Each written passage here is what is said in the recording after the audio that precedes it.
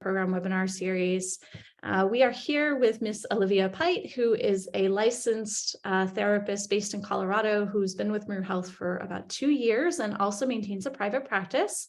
We are going to be talking today about ways that we can really thrive throughout the holiday season. We know that we're already in the midst of the holidays here, the week in advance, but really supporting you in tips to better understand how to support mental health and wellness to be able to really thrive through the holidays. So thank you so much for being here with us. Olivia, if you want to go to the next slide, I'm just going to take a minute to introduce Olivia here to our audience. So as I mentioned, Olivia is a therapist with us at Meru Health. She's been here for about 2 years, also has a private practice. She really specializes in working with families and individuals and loves working with people to better understand how to set boundaries. So some of these really key relationship skills that can be hard for so many of us. Olivia is a non-traditional lover of the holidays. We were just talking a little bit here, and I learned that her family celebrates 2 traditional holidays. So it really has a nice eclectic blend in her family. I'm really excited to have Olivia speak with us today. Just a couple of housekeeping notes. So everyone who's in today's session, you can feel free as we're going through the presentation to ask questions in the chat. I'll be moderating that and keeping an eye on questions. And if it seems appropriate, may interrupt so that we can just answer that question live. We'll also be reserving about 10 minutes at the end of our series to go over any questions that we have. So feel free to raise your hand and use the chat function, the Q&A function in the chat here as well. As I mentioned, we are going to be recording today's session. So if you need to pop off early or this is something you'd like to share or come back to a little bit later, we'll be uploading that to the Meru Health graduate webinar page within the next 24 hours. Thanks so much, everyone. I'm going to pass it over to Olivia to kick us off and get us started. Hi there, everyone, and I hope that you're having a nice December. My name is Olivia, and I have a love-hate relationship with the holidays, as I think many of us do, especially if you're here for some support with thriving this holiday season. So this is what I'm hoping that we can gain from today's webinar on thriving through the holidays. Hopefully we can understand these holiday stressors that are really common for many of us and maybe normalize some of these difficulties that we have. I'm hoping that we can get some strategies and tips to combat this additional holiday stress, as well as identify boundaries. This is one of the key strategies that we're going to go through today. And so I'm hopeful that we can really work through some boundaries. One thing that I'm going to ask, just since we're at the top, is that folks, if you have a piece of paper nearby, that'll be needed at some point later on in the webinar. So just a heads up there. As for the rest, we're going to go through additional keys for success and how we can make a very big difference in the rest of our holidays this year. And lastly, we'll have some time for questions if any should apply. So buckle in and we will get started. Okay. So first, we're going to do a word cloud activity. This is just to kind of get us started, get us thinking about where we're at in this and what comes to mind for us. So what comes to mind for you when you think about the holidays? This is a QR code that you can scan, and then it should bring you to our poll. And then also you can additionally go to slido.com, and I think that let me get the code. Unfortunately, it looks like the slide has been disabled, Olivia. So perhaps we could use the chat function here. People could potentially mention and use the chat function to answer this question if they feel comfortable. Oh, I love that. Yes. Would folks, if you feel comfortable, throw in what words kind of come to mind for you when you think about the holidays? And I'll give everybody kind of a minute to put in the chat their thoughts.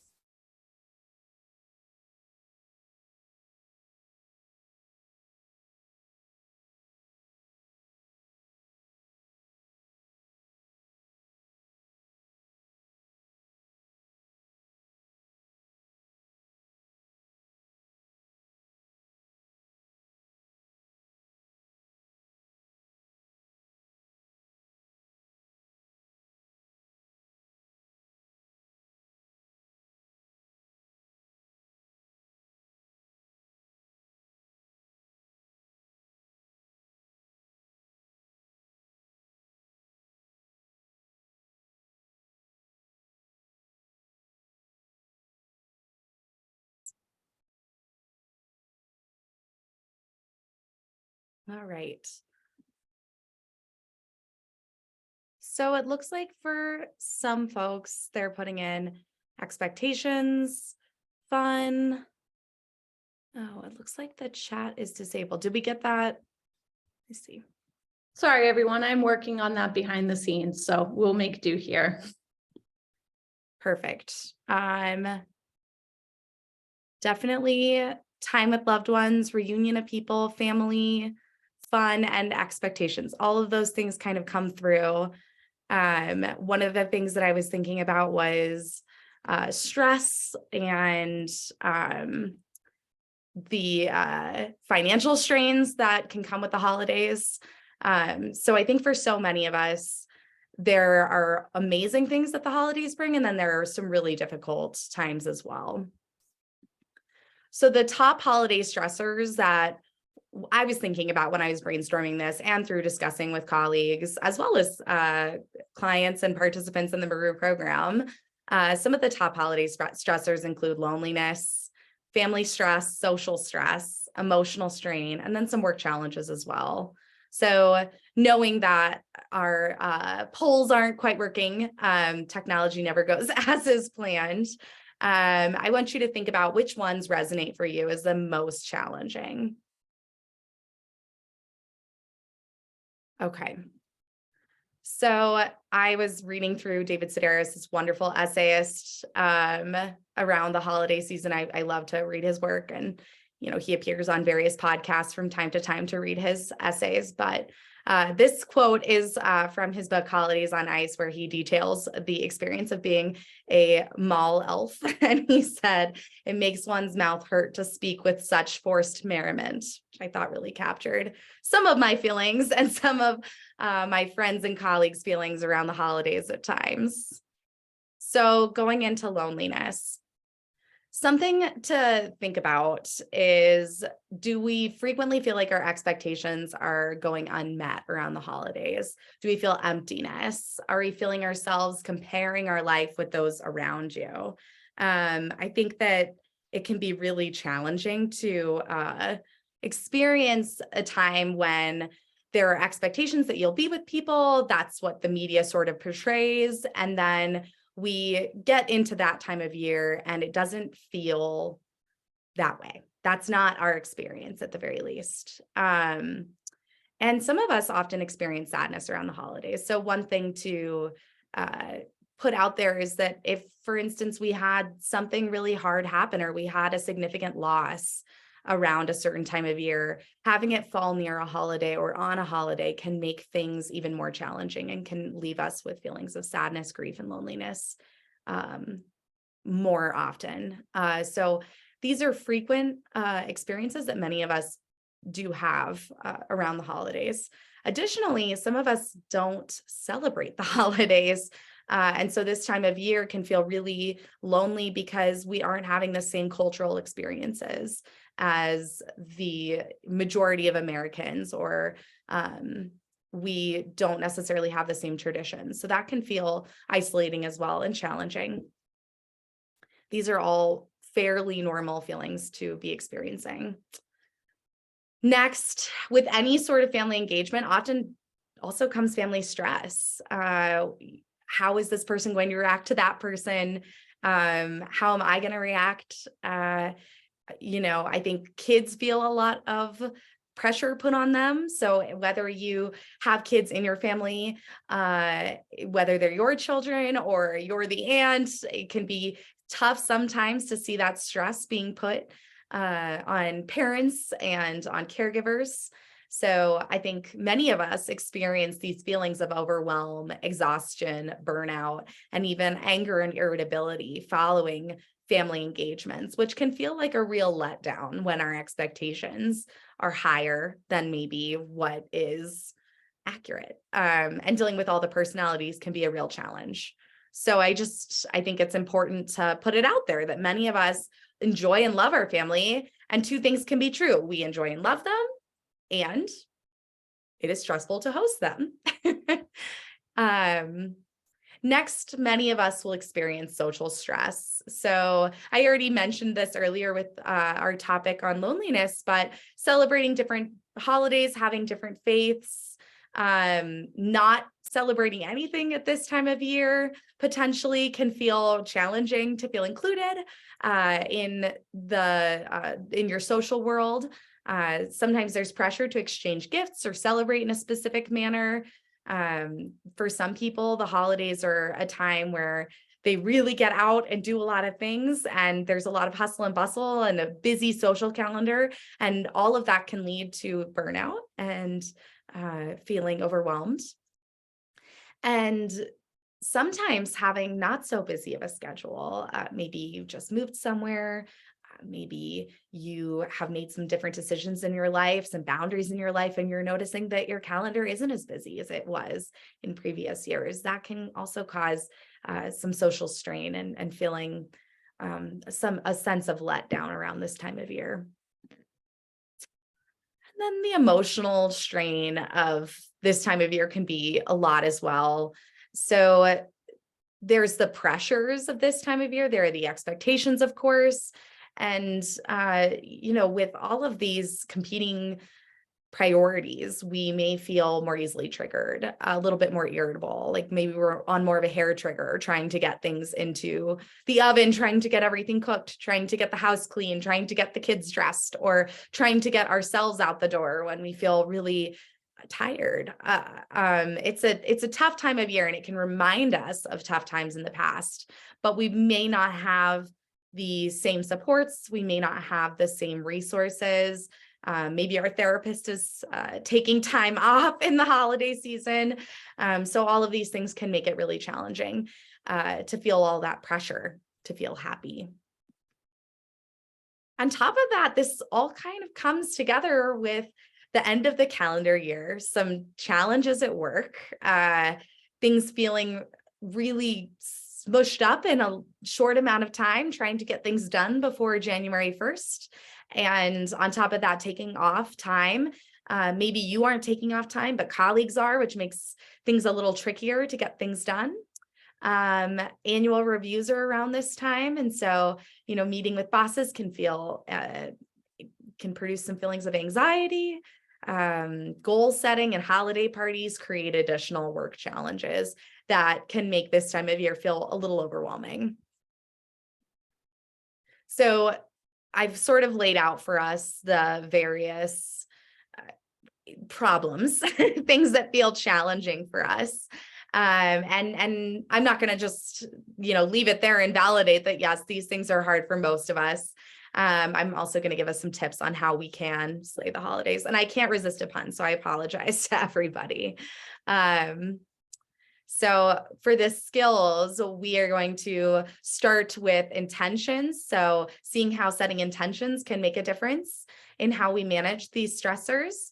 Then we'll move on to boundaries, which I, previewed as one of my most favorite topics to discuss. And then there's a skill called altruism. It's also a great thing to do in general for the world, but it's a psychological skill. And then we'll start identifying a self-care plan.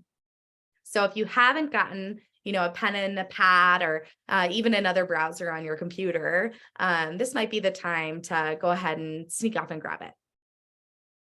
Okay. So this is going to be another one that we'll just have in the chat. What words come to mind for you when you think of what you want to focus on over the holidays? I'll give everybody just a couple minutes to write in what you would want to focus on.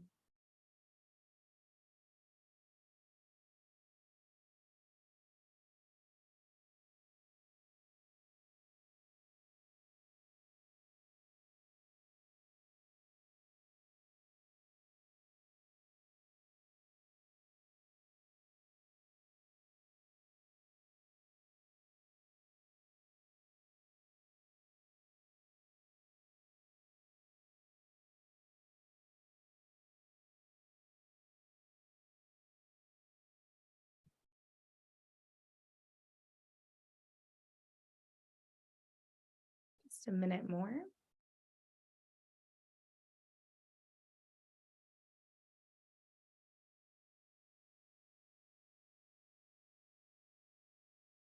Okay. So it looks like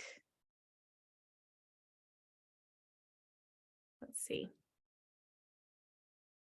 It looks like folks would like to focus on healthy eating habits, maintaining those, being at peace, knowing that it's okay if my mother-in-law is unhappy, and resetting habits, setting boundaries.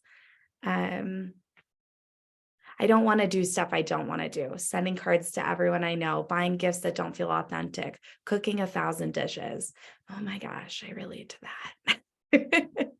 And I think it's so awesome to just be able to say it out loud. I don't want to do stuff I don't want to do.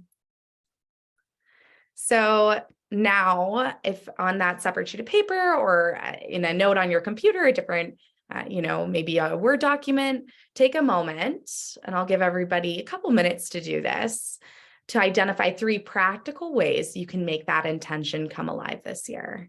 So I have an example: end the year on a healthy note. I think this is a beautiful intention.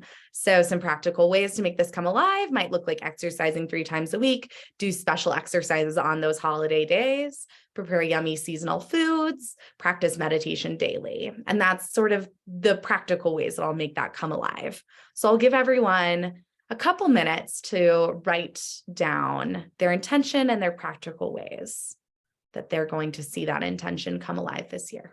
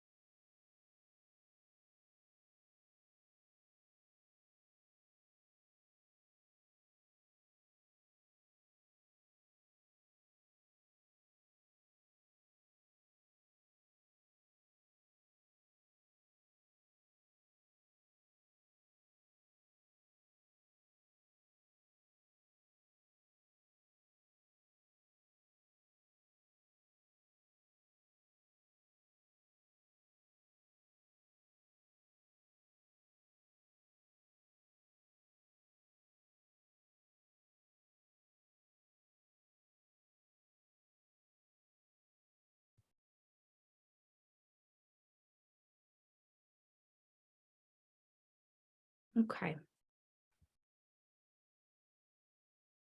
So I'm going to give an example as we move forward. I want everyone to take a moment, and we'll take a deep breath. So let's say that you set the goal that you wanted to do a fun bike ride every holiday this year. So not every day during the holiday season, but perhaps you want to do it on those big holiday days, to honor your intention that you wanted to end the year on a healthy note. You receive a call a few days before the holiday that your friend wants you to make a special, specific dish to share in the celebration. You know that you will not have enough time for your festive bike ride and to cook this dish. It's involved and it needs to be made day of. So I was thinking latkes, if, maybe you celebrate Hanukkah. That's something that doesn't necessarily save well the day ahead. So I want you to imagine that the two might be incompatible, being able to do your bike ride and make the fun, special dish that your friend really wants you to make.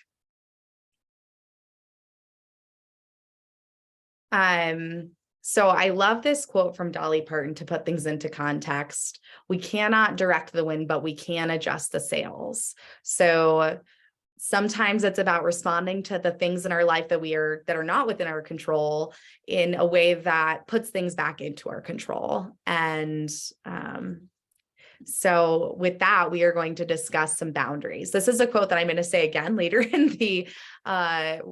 in our presentation, simply because it's such a powerful quote. But neglecting self-care is the first thing to happen when we get caught up in our desire to help others. And this is from a wonderful book called Set Boundaries, Find Peace, from Nedra Glover-Tawwab. And I think that this really covers the situation that I was going over earlier with the bike ride. So boundaries, let's talk about boundaries. It's an entire week in the Meru Health program, which as a graduate, but it is something that requires a lot of attention and constant revisiting. And in making this presentation, I really started to think what gets in our way of setting boundaries? Why is it really hard to set boundaries for so many of us? So a lot of it has to do with shame, guilt, thinking that we don't deserve something. We don't deserve to, to create our own traditions. We don't deserve to have that time, and obligations to others. So I want you to take a moment. And as I bring up the struggle to set boundaries around this season, I want you to do a quick body scan. Maybe take a deep breath. Think from the top of your head all the way to your toes. And what do you notice in your body as you think about the struggle in setting boundaries around this season? Maybe a certain situation pops into your head. Maybe you are noticing some tenseness in your head or in your neck or shoulders. Maybe you are experiencing some jitteriness, because oftentimes the need to set boundaries brings up a lot of anxiety. So as we think about boundaries, I want us to think about boundaries being born out of our own emotional responses. So we have to stop thinking about boundaries as mean or bad or, as this way of like hurting others. I think that frequently a no feels that way, but I want us to start thinking about no's as being a kindness to the other person. So when we experience anger, sadness, hurt, irritation, frustration, apprehension, any of these challenging emotions, it's a key time to evaluate if we need to set a boundary. And I want you to think about someone that you love very much, that maybe you're spending some holidays with this year, or that you have spent holidays with in the past. And I want you to imagine that they are about to come over to your house, or they're about to host you, and they are feeling really anxious about it. And this is someone you love. Maybe they're anxious because they just had a baby and they're worried that the baby won't nap. Or maybe they're anxious because they got some bad news at work and they're worried that they're not going to be able to perform socially in the way that they would feel like they needed to. Whatever it is that's causing them anxiety, I want you to imagine that they set a boundary and they say, I don't want to come. Or they say, I just can't this year. Doesn't that feel better than them coming and just buckling through it and marching through, trudging through the difficulty, putting on a smile, even when they don't feel like it? I want you to imagine this person you love is saying, I can't. I love you. I want to be with you, and I can't do it today. When I think about that for someone that I love, I feel a lot of happiness and pride for them and connection. And the idea of them muscling through and being with me just like for obligation's sake makes me feel really sad. So I want us to think about boundaries as being a gift, not only to ourselves, but a gift to the person that we're setting the boundary with, or the situation with. So they're very much born out of our own emotional responses.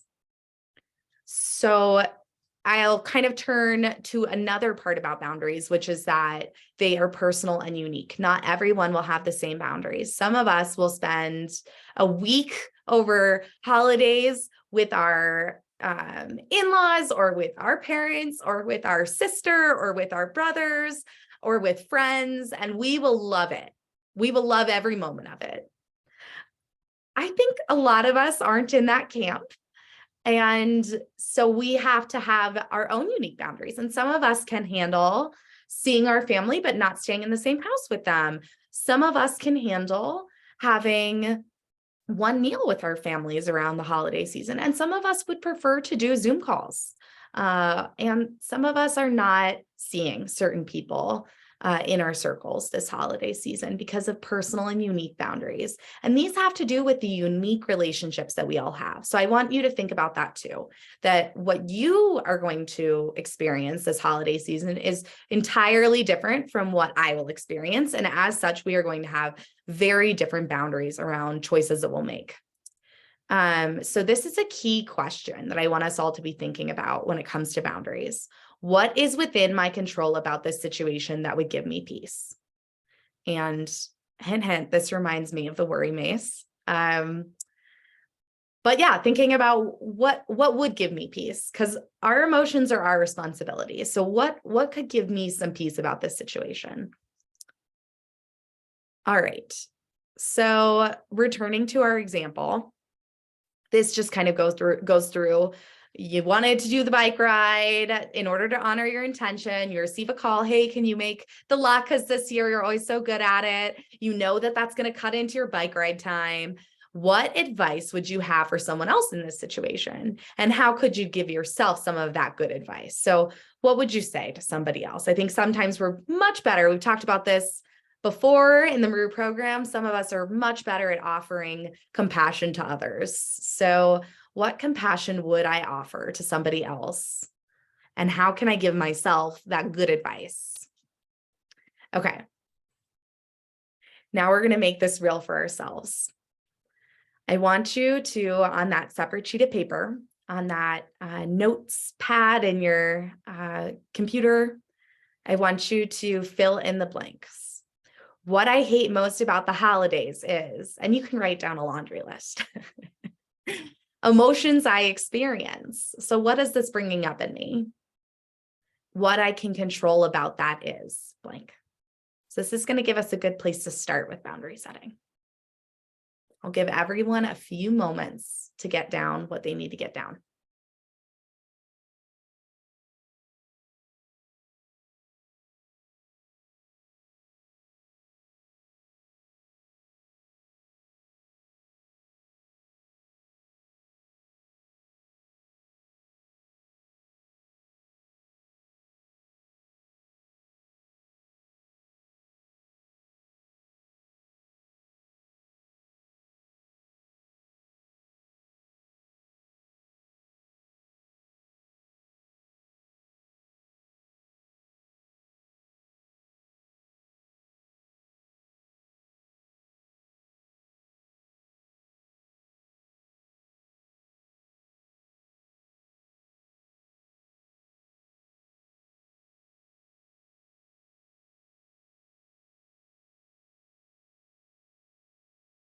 This might be an activity that you might need a little bit more time with, and that's okay, because there might be a few different opportunities for boundary setting.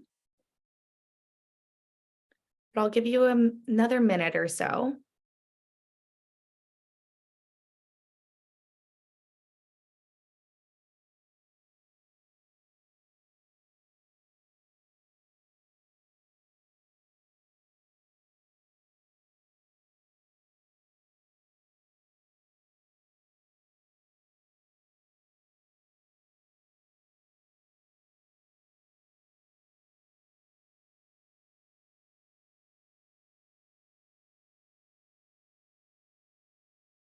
Okay. So bringing our awareness back into the present moment. I want us to take a moment now that we've seen what I could potentially do, the changes that I could make. So in my example with the bike ride and the latkes and wanting to have that time to focus on ending the year on a healthy note, I think what I could control potentially would be, I don't have to make the latkes. I can offer to bring something instead, or to make something that I can just bring over that wouldn't be as involved. So I want us to take a moment and close our eyes and maybe put our feet on the ground or get into a comfortable position. And I want us to take a moment to think about what it would feel like to say no to that obligation, to say no to that dinner, to say yes to a quiet night in with a cup of tea, to say yes to a brisk walk or a bike ride. What does it feel like to envision yourself sending that text message that would decline the invitation? When do you see yourself doing this brave thing? And what emotions do you feel for yourself as you envision yourself making the brave choice to say yes to your needs?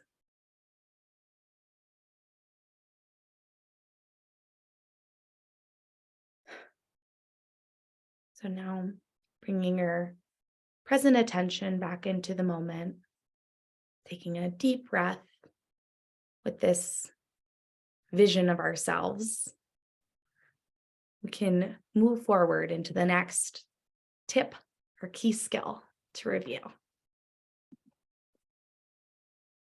So, altruism, this word means to do something for someone else, and to put our own needs behind somebody else. Now, I know we just went through boundaries, but right? So we need to make sure that we are putting our mask on before we put others' masks on, in the airport analogy. But altruism is a little bit different. It's generally about doing something really positive for someone else. And it's a skill because it's really important psychologically and makes a big difference. So it ties into some major themes from holiday intention. So maybe we're going to be altruistic with family. Maybe we're going to be altruistic for, our communities. But there's a lot of research that suggests that altruism relieves physical pain, and that there's a strong correlation between the well-being, happiness, health, and longevity of people who are emotionally and behaviorally compassionate, so long as they are not overwhelmed by helping tasks. So that's the key. There are boundaries right there, even in the research. We can't be overwhelmed by the helping tasks, but as long as we are not overwhelmed, we experience higher happiness, well-being, health, and longevity. So altruism is an important thing to focus on. And sometimes it takes some creativity to think about what would it be for me to give back or to do something in an altruistic manner that does not overwhelm me? In what way can I engage in that skill this holiday season? There we go. Lastly, we're all from our work in the Meru program. We developed a resilience toolkit. We developed things that we wanted to come back to in order to have self-care and be able to show up the way that we want to show up. And so we have our mindfulness activities, gratitude exercises. We can always return to HRV practices, our worry maze to help us when we're experiencing some anxiety. And again, just to remind us that neglecting self-care is the first thing to happen when we get caught up in our desire to help others. So making sure that we maintain that self-care is so, so important. And sometimes in the most chaotic of times, we tend to neglect those most basic self-care tasks in favor of trying to help others. But ultimately, we can't really help others if we are overwhelmed by those helping tasks. Okay, so the last bit that I have for us on holidays is focusing on new traditions. So, there we go.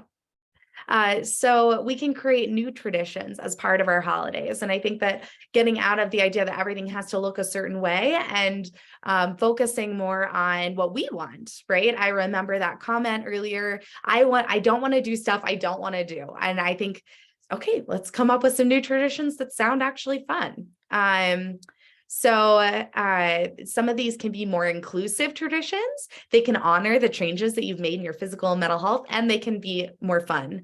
So we can engage in a meditation or gratitude. This can be at Thanksgiving or at any time, really, as part of our holiday celebrations.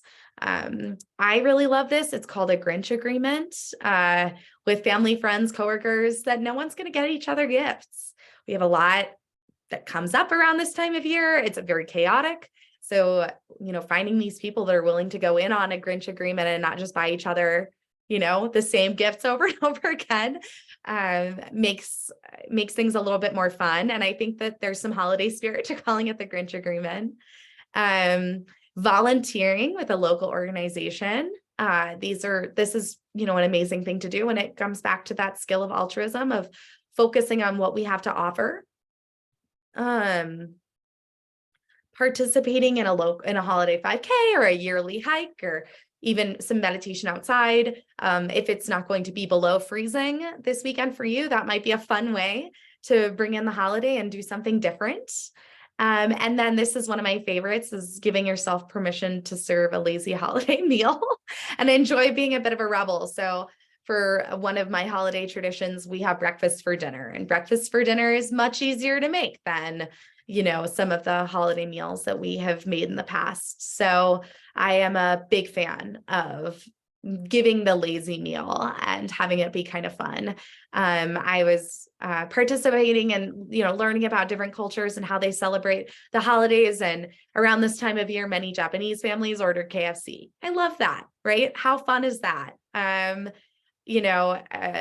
classic, it's sort of cliche, but many Jewish families get Chinese food on Christmas because they're the only restaurants that were open years ago. So, finding those non-traditional holidays, traditions, and allowing yourself to engage in those rather than forcing yourself to fit into a mold that maybe doesn't feel authentic to you, and enjoying it, allowing yourself to enjoy it.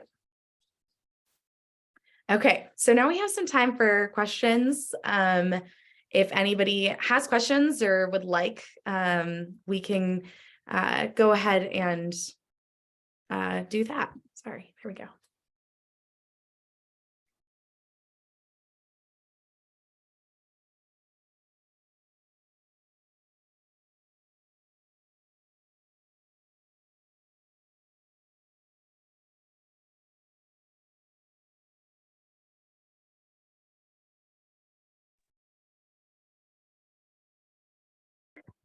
Few questions, I had, Olivia. Thank you so much for this discussion.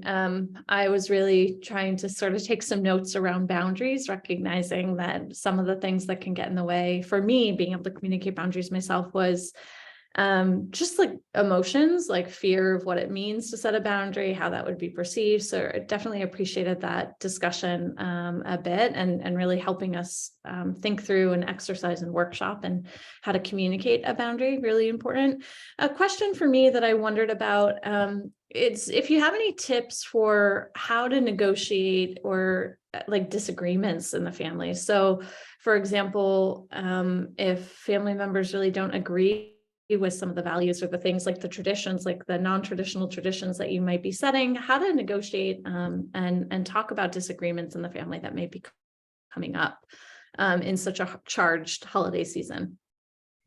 Fabulous question. I think that one thing to remember is that each of our emotions is our responsibility, and each of our emotions, we're entitled to them. And so sometimes stating, this is what I'd like to do around the holidays, may bring up feelings of disappointment, and it may bring up feelings of anger in family members, and they are entitled to those feelings. And we can validate those, and we can explain ourselves. And depending on the discussion, we can be willing to negotiate. So for example, if I said, hey, I really don't want to get anyone over the age of 15 a gift this year or 18 a gift this year, right? If I had said that and family members were upset about that, I could say, well, what if we all stuck to under $5? Or what if we all instead pitched in and we took ourselves out to a really nice meal together, and that can be our gift to one another? So trying to come up with those negotiations if it feels right to you and if it feels authentic to you, while understanding that setting new traditions and voicing our own needs may feel really hard for the people around us. And that is okay. We can engage and we can notice the discomfort. We can say hi to our discomfort, and we can still do what's best for us. Thanks so much. There was another question that came through from the audience about being able to, if you wouldn't mind doing a review of the biofeedback practices and also the worry maze practice. Absolutely. Great. Yeah. So with the biofeedback practices, if you still have your Meru app, you can go in and select to do a biofeedback practice. And we have the paced breathing. So trying, our best to keep our breathing in resonance and engaging in those for different amounts of time to try to really get at our nervous system. So a reminder for the biofeedback is that this particular type of breathing is associated in calming down our nervous system, which is typically elevated in times of stress and anxiety. So these practices and engaging in them, getting, dusting, maybe finding, where did I put that biofeedback device, right? Or trying to do the HRV without the biofeedback device, because that's one of our practices within the app as well. Finding that and engaging in that, even just, once a day during these times, going back to basics, that can be so helpful for these times. So amazing question. As for the worry maze, so this is another one of those practices that's in the app. It asks you, are you worried about something? Yes or no. And then from there, it asks you to identify what you're noticing that you're worried about, what is within your control in the situation, and what steps you can take, identifying what is within your control and how you can, I guess the idea is to focus on what's within my control and letting go of the rest, kind of practicing radical acceptance of the rest of the situation, and doing what I can to make the situation better. And ultimately that helps us to let go of situations that feel really, really difficult. So those are both within your Meru app at any time.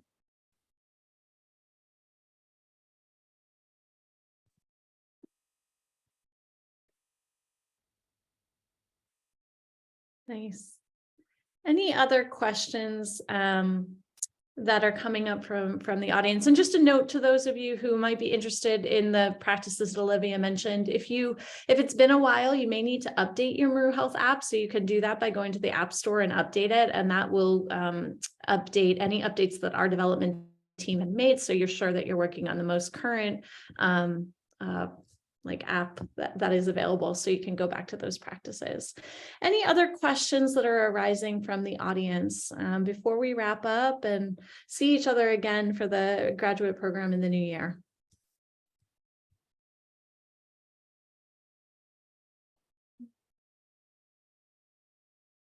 I want to thank everyone so much for taking out time to come and join us during this holiday season. Wishing everyone a really healthy, happy holiday. And thank you very much to Olivia for this really thoughtful and engaging discussion and presentation today. Thank you all for joining me. And I wish you, however you want to celebrate, the best of luck in negotiating these difficulties and in using your coping skills to help you.